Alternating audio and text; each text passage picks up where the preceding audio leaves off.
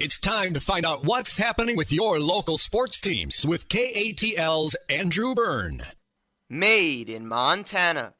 These three words mean an awful lot to people in Big Sky country who carry being born in the Treasure State as a badge of honor.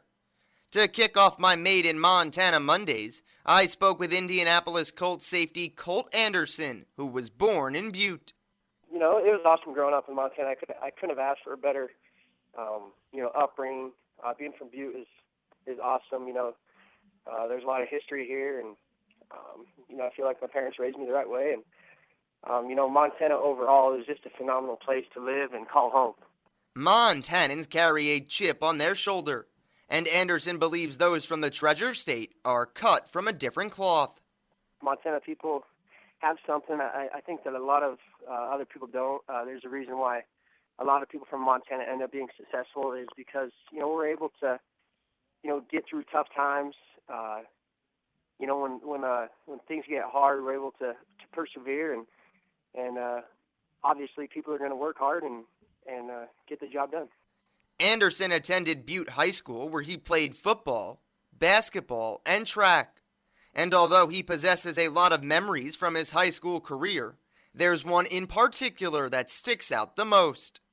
My first start in high school was my sophomore year. My brother was a senior, I was a sophomore, and we weren't very good. But my first start, we ended up getting our first W of the season, and it might have been the only one of that year, but it was cool just being able to line up and play with my brother and be in that huddle. He was our middle linebacker, and he was probably a better football player than I was.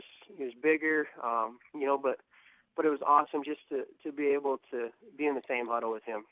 Despite an all-state senior season, Anderson wasn't recruited out of high school. I knew I had, weaknesses. I wasn't the biggest guy. I wasn't the fastest. I wasn't the strongest at that time. So I knew there was going to be some uphill fights and battles that I would have to overcome to be successful.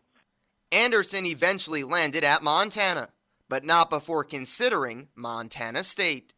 My parents were both graduates of Montana, and I went on a recruiting trip to Montana State. But kind of a funny story, when I got to Montana State, Kramer was the coach, and when I got there, he didn't really know who I was. He kind of thought I was a running back from Bozeman, so he kind of said, "Hey, it snowed that day," so he said, "Oh, good thing you didn't have to travel that far.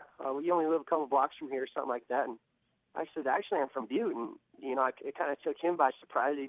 He didn't know who I was, and so after that, it kind of was an easy decision, just because I talked to them and I talked to Timmy a week later, and I just felt more wanted at Montana and knew that they were going to give me a shot, and they did.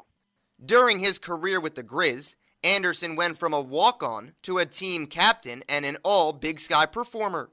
And Anderson shared his secret to his success. I think what helped me out was just setting, short-term goals, and then you got to set long-term goals. My short-term goals were just be the best I can, that day.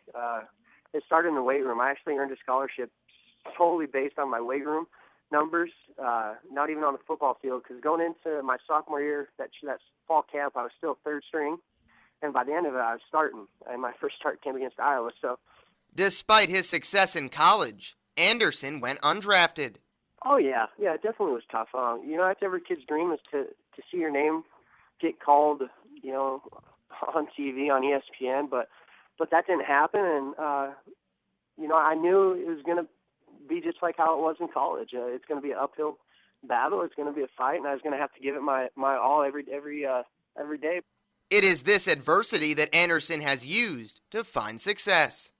It took me a couple years in Montana to figure out what I had to do to be successful, and it started in the weight room. And so I definitely use that kind of as a motivation to just continue going and never be satisfied. I think that's where a lot of people not fail, but I guess just don't make it. Is they get comfortable, and in my case, I don't want to be comfortable. I want to just keep going, and never being satisfied is kind of my motto.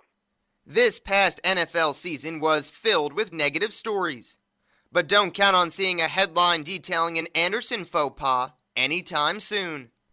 I know that there's kids looking up to me, and so I don't want to see my name in the headlines. You know, somebody once told me, how do you want to be remembered? Do you want to be that guy that when your name gets Googled, all these negative headlines pop up, or do you want to be the guy that gets Googled and all these positive things pop up? So that really stuck in my head, you know, especially with the kids now. I don't want my kids, you know, my two boys looking at my name and seeing, you know, what a bad guy I was. I want to see, you know, them looking up and seeing what a good guy I was, how hard I worked, and how I overcame, you know, the obstacles. So, you know, I definitely want to be the best I can, and unfortunately, in the NFL, there's 99% of the guys that are good guys that do good things, but you know that 1%, those guys go out and you know do something that they regret and ends up backfiring. And although he has only played in the NFL since 2010, Anderson has already decided how he wants to be remembered. Good guy, just a good guy. I want to be, you know, I don't want people to look at me as being a good football player. I want people to look at me as being a good guy. I'm Andrew Byrne, 770 KATL Sports.